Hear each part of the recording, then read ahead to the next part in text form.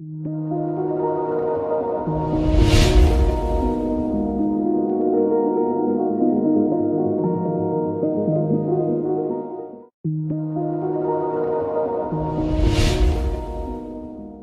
up everyone? Welcome back to the channel. Last class में हमने discuss करा था डिस्काउंट्स का कॉन्सेप्ट, जिसमें मैंने आपको ट्रेड डिस्काउंट और कैश डिस्काउंट की कुछ ट्रांजैक्शंस कराई थी। आज मैं अगले कॉन्सेप्ट से जाने से पहले आज की क्लास में, बिकॉज ये वीक हमारा पूरा जर्नल एंट्रीज वीक है, तो इस पूरे वीक में हम लोग जर्नल एंट्रीज ही करेंगे। आज थर्ड डे है, आपने पिछले 2 दिनों में 2 क्लासेस जर्नल एंट्रीज की देख ली होंगी, बट आज की क्लास में हम लोग डिस्कस करने वाले हैं डिस्काउंट के ही कुछ और क्वेश्चंस, कुछ चीजें और हैं जो मुझे आपको बतानी है। तो चलो शुरू करते हैं और देखते हैं क्या और क्वेश्चंस इसमें आ सकते हैं एग्जाम में। Let's begin.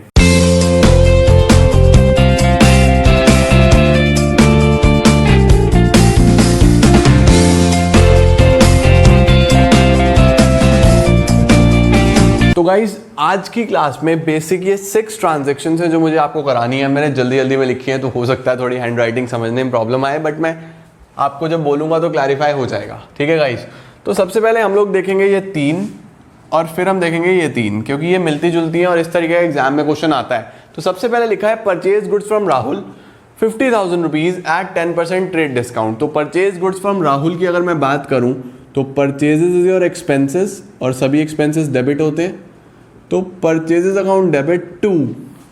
अगर कैश होता, चलो रूल्स में लिख देता हूं। सबसे पहले रूल क्या है, debit what comes in, credit what goes out. Debit the receiver, credit the giver. Debit all expenses losses, credit all incomes and gains. ये मैंने आपको कराए थे रूल्स, राइट। अब देखो गुड्स तो परचेजेस डेबिट हो गया क्योंकि डेबिट ऑल एक्सपेंसेस। क्रेडिट की बात करूं तो क्रेडिट व्हाट गोज आउट, क्या कुछ जा रहा है? नहीं सर, नेम गिवन है, और जब नेम होता है इसका मतलब हमारे पास यहाँ पे गिवर का नाम है, तो क्रेडिट द गिवर। गिवर को क्रेडिट कर दो। टू कौन है? Rahul's account. राहुल को हमने क्रेडिट कर दिया। अब सर जो गुड्स है वो 10% के ट्रेड डिस्काउंट पे हैं, तो 50,000 का 10% will be 5,000, entry will be at 45,000। आप मुझे बताओ क्या इस ट्रेड डिस्काउंट को हम सेपरेटली शो करते हैं?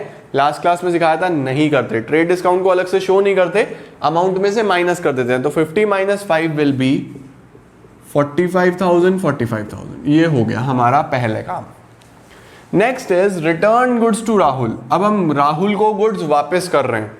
डेबिट व्हाट कम्स इन, क्या कुछ आ रहा है? नहीं। डेबिट द रिसीवर, क्या राहुल इज द रिसीवर? वापस राहुल को कर रहे हैं, तो Rahul is the receiver. Receiver को कर दो debit, Rahul's account debit. Credit क्या करूं? देखो अगर सामान खरीदना था तो एक्सपेंस था, एक्सपेंस डेबिट हो रहा था। अब सामान वापस कर रहा हूं तो मुझे ये खर्चे को भी कैंसिल करना है, फायदा हो रहा है, और सभी इनकम्स और गेन्स क्रेडिट होते हैं, तो टू परचेज रिटर्न। जब सामान वापस होता है तो परचेज रिटर्न। अब यहां ध्यान देना, सबसे इंपॉर्टेंट बात, ये सामान 5,000 वाला है। आप मुझे बताओ जब मैंने सामान 5,000 वाला लिया होगा तो क्या मुझे 5,000 का मिला होगा ये, या डिस्काउंट कट के मिला होगा? डिस्काउंट कट के मिला होगा, क्योंकि यहाँ देखो डिस्काउंट माइनस हुआ था ना, तो यहां से भी आप डिस्काउंट माइनस भी तो करो। इसका लिस्ट प्राइस यानी MRP 5,000 है, 5,000 का 10% विल बी 500, तो ये हो जाएगा 4,500। तो आपने जो सामान वापस करा उसकी एंट्री होगी 4,500 से। ये बात आप ध्यान रखना, यहाँ पे गलती हो जाती है, मैंने इसीलिए क्वेश्चन कराया है। जब आपने डिस्काउंट मेन एंट्री में माइनस करा है तो रिटर्न की एंट्री में भी माइनस करोगे, ये भूल मत जाना। अब सुनो मेरी बात, हमने सामान खरीदा था 45,000 का, कहाँ लिखो इसको, यहाँ लिख दूं। सामान खरीदा था 45,000 का, जिसमें से 4,500 का वापस कर दिया। This is our purchases and this is return. ये हमने वापस कर दिया, तो अमाउंट पेबल कितना हुआ? जो सामान खरीदा है उसका पैसा देना कितना है भाई, इसमें से तो वापस कर दिया, यानी मुझे जो पैसा देना है वो है 40,500। कितना देना है? 40,500। अब यहां लिखा है पेड टू राहुल 40,000। हमने राहुल को 40,500 की जगह कितने दिए? 40,000 इन फुल सेटलमेंट। इस शब्द पे ध्यान देना, फुल सेटलमेंट का मतलब होता है हिसाब क्लियर। फुल सेटलमेंट का मतलब क्या है, अकाउंट सेटल कर लो बस इतने में ही, बाकी डिस्काउंट कंसीडर कर लो। कहीं भी फुल सेटलमेंट आए तो उसका मतलब है अकाउंट क्लियर कर दो। 40,500 40,500 की जगह 40,000 में सेटलमेंट कर लो, सेटल कर दो। ठीक है सर, राहुल को पे कर रहे हैं तो debit the receiver, Rahul is the receiver, Rahul account debit. Credit में क्या जा रहा है आपके पास से, कैश इज गोइंग आउट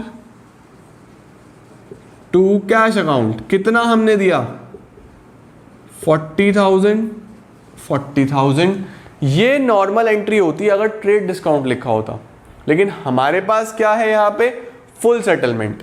हमारे पास वर्ड क्या यूज हुआ है यहाँ पे, फुल सेटलमेंट। तो ध्यान दो, राहुल को आपने 40,000 नहीं देने थे, राहुल को आपने देने थे 40,500, राहुल को देने हैं 40,500, जिसके बदले में मैं क्या दे रहा हूँ 40,000। तो क्या मेरा 500 का फायदा हो रहा है, क्या मेरा 500 का गेन हो रहा है। और जो भी इनकम्स और गेन्स होते हैं उनको हम कर देते हैं क्रेडिट। तो क्या लिखूंगा, टू डिस्काउंट रिसीव्ड। ये मुझे डिस्काउंट रिसीव हो गया है, इनकम हुआ है, गेन हुआ है मेरे पास, credit all incomes and gains. बात समझे। तो इस तरीके से फुल सेटलमेंट की एंट्रीज होती हैं, जो भी डिफरेंस आता है उसको डिस्काउंट कंसिडर कर लो। अब ऐसा ही हमारे पास एक ट्रांजैक्शन सेल्स के केस में भी है। परचेजेस वाला मैं उम्मीद कर रहा हूं आपको बिल्कुल बहुत अच्छे से समझ में आ गया होगा। अब मैं बात करता हूं सेल्स की।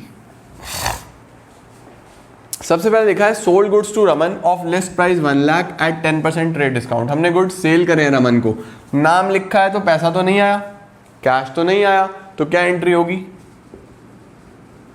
एंट्री होगी गाइस रमन्स अकाउंट डेबिट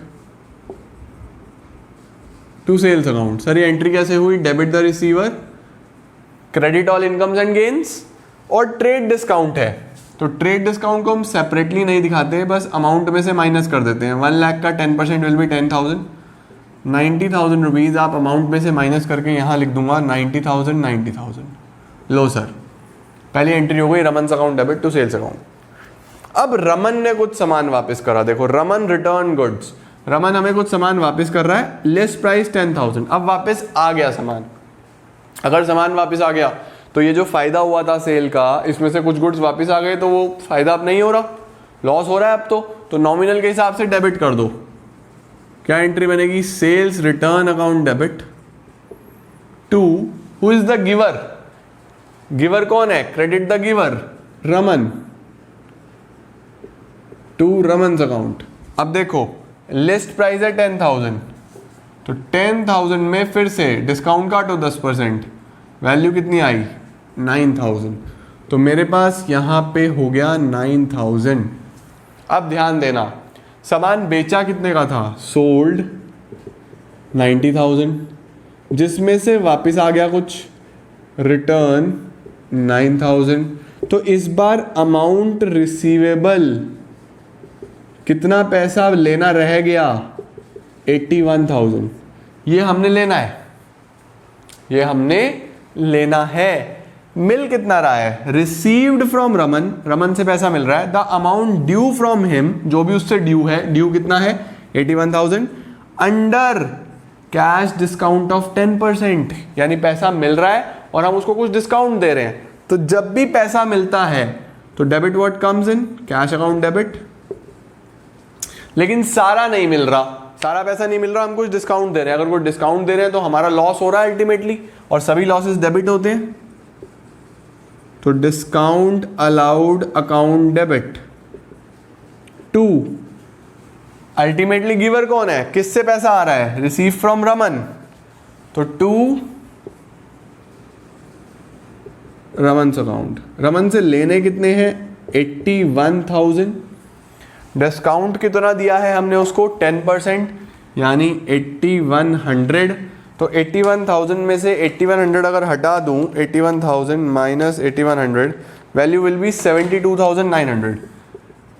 ये हमें रिसीव हो जाएगा 72,900 rupees. I hope you guys get this point.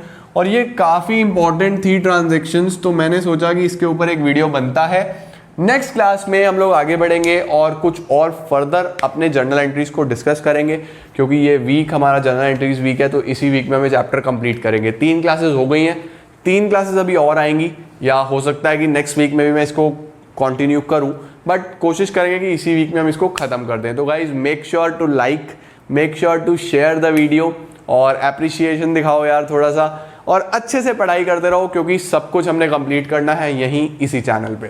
Thank you so much.